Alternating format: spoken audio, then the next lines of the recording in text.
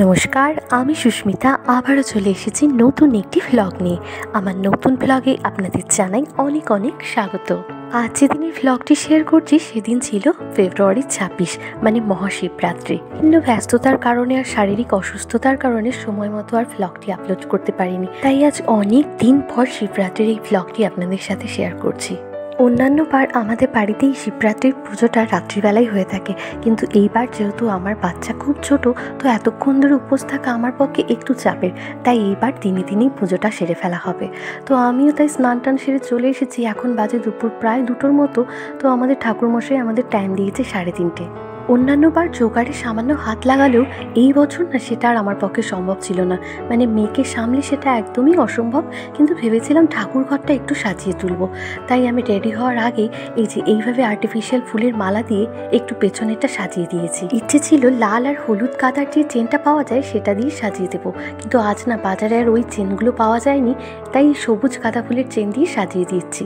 আর এটাও দেখছি খুব একটা খারাপ লাগছে না। আর এর আগেও বিভিন্ন ভ্লগে বলেছিলাম যে পুজোর জায়গাটা না একটু সুন্দরভাবে সাজানো না থাকলে আমার মনটা ভালো লাগে না, তাই আমি চেষ্টা করি নিজের হাতে যতটুকু ছোটোখাটো ডেকোরেশন করা যায় তার মধ্যেই পুজোর জায়গাটা একটু সুন্দর করে সাজিয়ে তোলার। আর পুজোর জোগাড় মোটামুটি চলছে, আর আমি এই জায়গাটা না সাজিয়ে দিলে না জিনিসপত্রগুলো ঘরে নিয়ে আসা যাচ্ছে না, তাই কোনোরকম তাড়াহুড়োর মধ্যে এইরকম সাজিয়েছি। তো কেমন লাগছে সেটা কিন্তু কমেন্টে জানাবে। আর আমার মনে হচ্ছিল সাজানোর পর যদি এর মাঝখান দিয়ে একটা করে চাঁদমালা ঝুলিয়ে দেওয়া যেত তাহলে হয়তো আরও সুন্দর লাগতো। আর এই হলো আজকের আমাদের শিব ঠাকুর চলেও এসেছে, আর কত বছরের ঠাকুরটা পেছনেই আছে, ওটা এখনো বিসর্জন করা হয়নি। তো ওপরে ডেকোরেশন করে এবার আমি নিচে চলে এসেছি যে তাড়াতাড়ি রেডি হয়ে নিই। আর যেহেতু আমার মেয়ে আছে, তাই ও কখনো কেঁদে উঠলে আমার না শাড়ি পরাটাই চাপের হয়ে যাবে, তাই যতক্ষণ শান্ত রয়েছে তার মধ্যেই যতটা পারি নিজে রেডি হয়ে নিই, আর তারপর ওকেও রেডি করিয়ে দেবো। আর আজ যে শাড়িটা পরছি সেটা আমার বিয়ের সময়, মানে এই শাড়িটা পরেই আমি বিয়েতে শাঁখা পরেছিলাম, আর তারপর না শাড়িটার পরাই হয়নি। তো ভাবলাম আজ যখন সুযোগ রয়েছে আর পুজোর দিন একটু সাদা লাল পাড় শাড়ি পরলে বেশ ভালোও লাগে, তাই এই শাড়িটাই পরে নিই। আর শাড়ি যখন পরেছি তার সাথে হালকা পাতলা একটু না সাজলে ভালো লাগে না। যতই নিজের বাড়ির পুজো হোক তাও মনে হয় একটু সেজে গুজে থাকি। বেশি কিছু নয়, এই হালকা লিপস্টিক আর একটু কাজল, আর তার সাথে এই মালাটা পরে নিয়েছিলাম না, দেখলাম এটা বেশ ভালোই লাগছে। আর এত তাড়াহুড়োর মাঝে বলাই হয়নি যে আজ শিব পুজোতে আমার বাড়িতে আমার মাও এসেছে। মানে অনেকদিন থেকেই মার আসার কথা ওকে দেখতে আসার জন্য। তো আমি বলেছিলাম যে একেবারে শিব পুজোর সময় আসো, তাহলে পুজোও দেখা হবে আর ওকেও দেখা হয়ে যাবে। আর এত দূর থেকে শুধুমাত্র ওকে দেখার জন্যই মা এসেছে ঠিকই, কিন্তু যেহেতু অনেক দিন থেকেও মাকে দেখে না, তাই না মাকে আর ঠিকঠাক চিনতে পারছে না, তাই মাঝে মাঝে মাকে দেখলে কেঁদে উঠছে। এখন ধীরে ধীরেও সবাইকে একটু একটু করে চিনতে শিখছে, আর তার মধ্যে বাড়িতে যাদেরকে দেখতে পায় তারাই হলো ওর পরিচিত মুখ। জন্মের পর থেকেই দিদুনের কোলে থাকলে কি হবে, তখন তো ও আর কাউকে চিনতে পারতো না, তাই দিদুনের মুখটাও ওর মনে নেই, আর এখন তো আর দেখে চিনতে পারছে না। আমি মাকে বলেছি তুমি এতদিন পরে এসেছো, এটাই হলো তোমার পানিশমেন্ট, তাই ও তোমাকে চিনতে পারছে না, তাই ওকে চেনাতে হলে তোমাকে মাঝে মাঝেই আসতে হবে। তো ওকে রেডি করিয়ে আমিও রেডি হয়ে ওপরে চলে এসেছি, আর এরই মধ্যে এসে দেখছি পুজোর জোগাড় অনেকটাই হয়ে এসেছে। সবাই আমার অপেক্ষাতেই ছিল যে আমি রেডি হয়ে এলে তারপর ঠাকুর বরণ করে আমাদের সিংহাসনে তোলা হবে। কিন্তু বাচ্চা ছোট থাকলে যা হয়, কোনো কাজই আর আমি সময় মতো করে উঠতে পারি না, মানে নির্ধারিত সময় থেকে সবসময়ই আমি পিছিয়ে থাকি আজকাল। তো আমার মেয়ে তো আবার বাড়ির লোক ছাড়া কারো কাছে থাকতে চায় না, আর এইদিকে আমার আর ওর ঠাম্মির কাছেই বেশিরভাগ সময়টা থাকে, আর আমরা দুজনে এইদিকে বরণে ব্যস্ত। এরই মাঝেও এতটা কান্না শুরু করে দিয়েছিল যে আমি আর কিছুতেই বরণে মন বসাতে পারছিলাম না।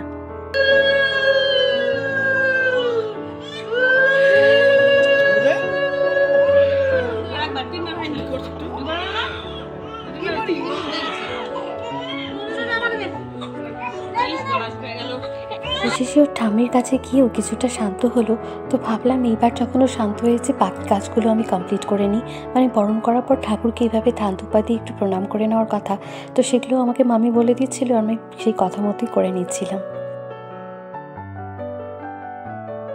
সত্যি কথা বলতে না, বাচ্চারা এরকম কাঁদলে মায়ের মনের যে ঠিক কী অবস্থা হয় সেটা যারা হয়তো মা হয়েছে তারাই বুঝতে পারবে।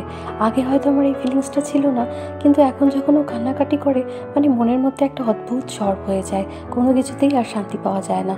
তো মাঝে মাঝে কাঁদতে কাঁদতে ওইভাবে ঘুমিয়ে পড়ে, এখনও সেভাবে ঘুমিয়ে পড়েছে। তো এখন এইখানে ঠাকুর ঘরে আমাদের ঠাকুরটা তোলা হয়ে গিয়েছে সিংহাসনে, আর ভাই একে একে যে ঠাকুরের জন্য মালাগুলো নিয়ে আসা হয়েছিল সেগুলো পরিয়ে দিচ্ছে। আমাদের এই শিব ঠাকুরটা না প্রতি বছর আলাদা আলাদা ডিজাইনের হয়ে থাকে, মানে আমাদের যেটা পছন্দ প্রতি বছর সেইরকমভাবে বানানো হয়, কিন্তু প্রত্যেক বাড়ি প্রত্যেকটা ঠাকুরের মূর্তি এত সুন্দর হয় সে আর বলার কথা নয়। তো এইভাবে ঠাকুরকে মালাগুলো পরিয়ে দেওয়ার পর এতটা সুন্দর লাগছিল সে আর কি বলবো। মেয়েকে নিয়ে ব্যস্ত থাকার কারণে পুজোর কাজে সেভাবে আর আমি হাত লাগাতে পারি না। তো এখন ও একটু ওর পিপির কোলে বসে আছে চুপ করে, তো ভাবলাম এই সুযোগে যতটা পারি একটু সাহায্য করি। আমি মোটামুটি সব জোগাড় করেই নিয়েছিল, শুধু ভাবলাম মিষ্টিগুলো থালাতে আমি সাজিয়ে দিই। জোগাড় করতে আমার ভীষণই ভালো লাগে। আর এই শিবরাত্রির পুজো তো আমি অনেক ছোট থেকে, হয়তো যখন ক্লাস 1-2-তে পড়ি তখন থেকেই করে থাকি। তখন হয়তো সারাদিন উপোস থাকতে পারতাম না, এই দিনের বেলায় জল ঢেলে মা আতপ চালের ভাত করে দিত সেটাই খেয়ে নিতাম।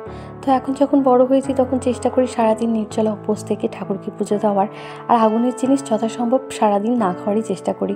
কিন্তু এবার আমার বেবি একদমই ছোট, জানি না সারাক্ষণে কতটা উপোস থাকতে পারবো। বছর শিবরাত্রির এই পুজোতে আমি উপোস ছিলাম, তখন মাত্র সবে জানতে পেরেছিলাম যে আমার সোনা আমার মধ্যে চলে এসেছে। হ্যাঁ, তখন আর নির্জলা উপোস থাকতে পারিনি আমার ছোট্ট সোনার কথা ভেবে। সকালবেলা আমি দুধ সাবু এসব খেয়ে নিয়েছিলাম। এই বছর আমি চেষ্টা করেছি সকাল থেকেই নির্জলা উপোস থাকতে, কিন্তু যেহেতু আমি ব্রেস্ট ফিডিং করাই, এইভাবে নির্জলা উপোস থাকাটা না একটু কষ্টকর হয়ে যাচ্ছিল। পুজোর সময় হয়ে গিয়েছে আর এরই মধ্যে আমাদের পুরোহিত মশাইও চলে এসেছে, আর আমার ছোট্ট বাবু এখন ঠাম্মির কোলে বসেছিল। আর এখন দেখছি ওর মুডটা বেশ ভালোই রয়েছে। ঠাকুর মশাই এসে পুজোতে বসায়, আমিও একটু ভাবলাম ঠাকুর ঘরে এসে বসি। জানি না ওর এই মুড কতক্ষণ ভালো থাকবে, মানে ওর মুড খুব তাড়াতাড়ি বিগড়ে যায়। ওর এতটাই মাথা গরম সে আর কি বলবো। ঠাকুর ঘরে বসেও থাকতে পারিনি, ধূপের ধোঁয়ায় ওর একটু কষ্ট হচ্ছিল, তাই বাইরে চলে এসেছিলাম। যে প্রায় 4:45 থেকে 4টের মতো। তো এই যে আমাদের পুজো এখন শুরু হলো।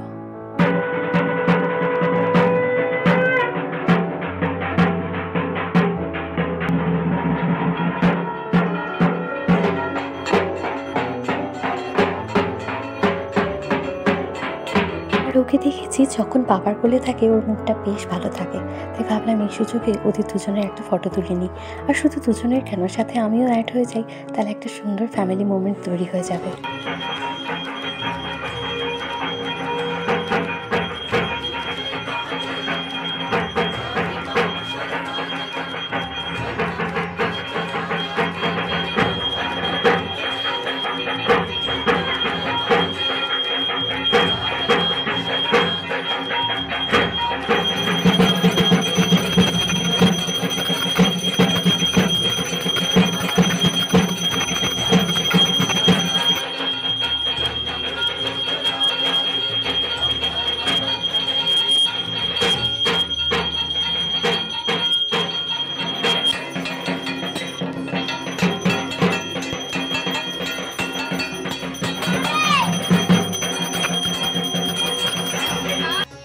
অনেকক্ষণ থেকেই ভাবছিলাম যদি একটু পুজোর ঘরে গিয়ে বসে সামনে থেকে পুজোটা দেখতে পারতাম বেশ ভালো হতো, কিন্তু আমার মেয়ের জন্য তো আর সেটা সম্ভব হচ্ছিল না।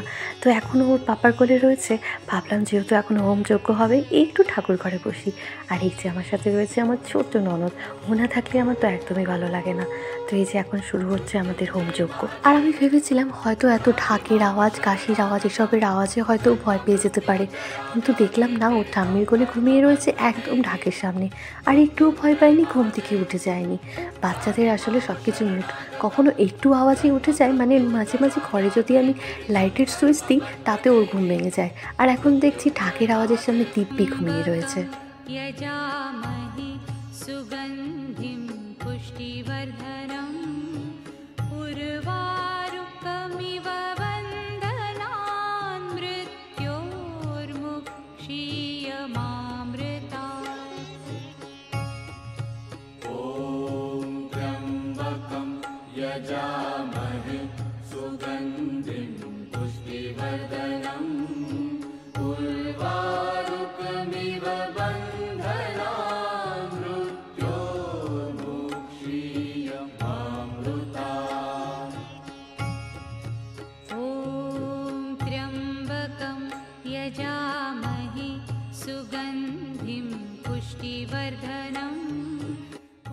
এতক্ষণে একবার অঞ্জলির পর্ব মিটে গিয়েছে, আর তখন যেহেতু আমি মেয়েকে ফিট করাচ্ছিলাম তাই তখন আর আমি অঞ্জলি দিতে পারিনি, তাই এখন সবার শেষে একা একা এইভাবে আমি পুষ্পাঞ্জলি দিচ্ছি।